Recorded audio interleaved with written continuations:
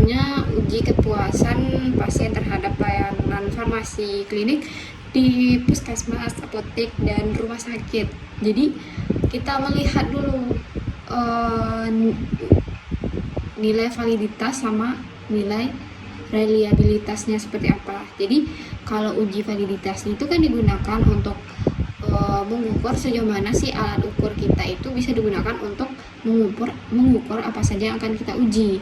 Jadi karena di penelitian itu si penelitinya memberikan kuesioner terhadap pasien, baik itu di puskesmas, apotek maupun di rumah sakit. Jadi untuk mengukurnya itu dilihat apakah setiap butir pertanyaannya itu dalam variabel penelitian tersebut dapat dimengerti oleh si responden sehingga mampu memberikan jawaban yang tepat, serta dapat mempertimbangkan apakah setiap butir pertanyaan tadi dapat digunakan untuk mengukur faktor-faktor yang benar-benar memenuhi fungsinya untuk mengukur faktor yang dimaksud. Jadi pada gambar ada gambar 1 sama gambar 2 dan 3 nanti.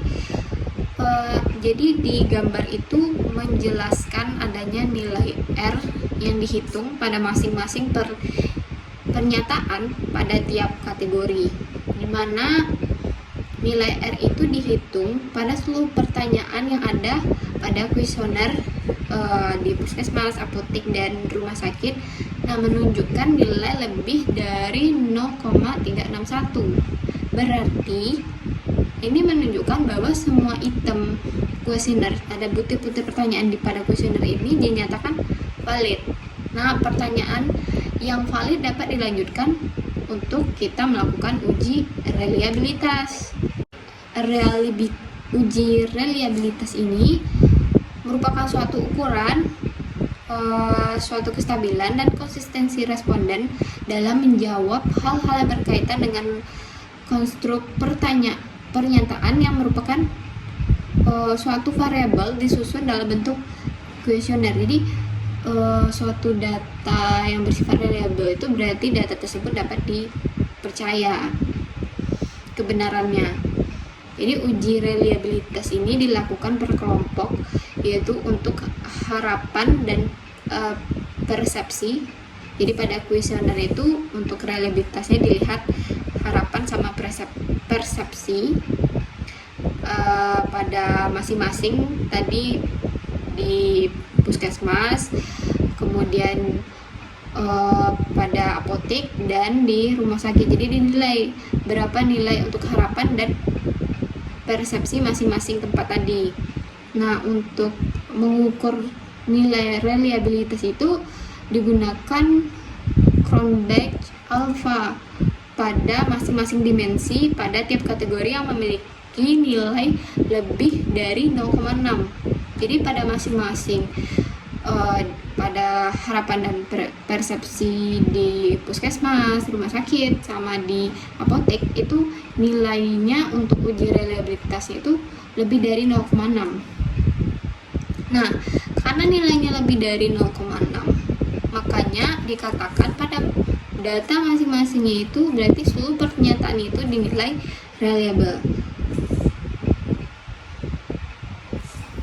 Di sini yang paling penting harus dipahami pertama itu untuk metode penelitian apa yang kita gunakan. Kalau di contoh ini kan dia metodenya itu dengan melakukan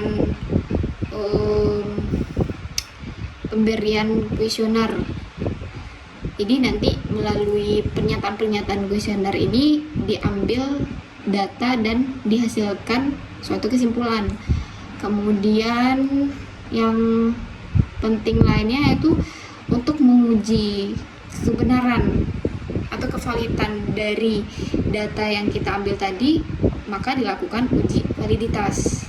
Ya, di uji validitas itu sebagai alat ukur atau instrumen dalam mengukur dari butir pertanyaan yang ada pada kuesioner tadi. Kemudian yang ketiga, setelah kita melakukan uji validitas dan terbukti nilai R-nya itu nilai R-nya itu lebih dari 0,3 yaitu 0,361, berarti dikatakan pernyataannya itu bahwa di setiap kategori masing-masing itu valid. Jadi kita lakukan itu valid. Kemudian setelah kita melakukan uji validitas, tahap ketiga kita melakukan uji reliabilitas. Nah, reliabilitas itu membuktikan apakah dari uji kevaliditasan tadi atau data tadi bisa dapat kita percaya, dapat kita jadikan sebagai pedoman untuk memberikan suatu hasil kesimpulan. Nah, untuk mengukur hal tersebut kita menggunakan nilai Cronbach alpha pada masing-masing kategori. Nah, karena nilai yang didapatnya itu lebih dari 0,6, artinya pernyataan tersebut nilai reliable. Nah, dikatakan reliable apabila nilai itu lebih dari 0,6.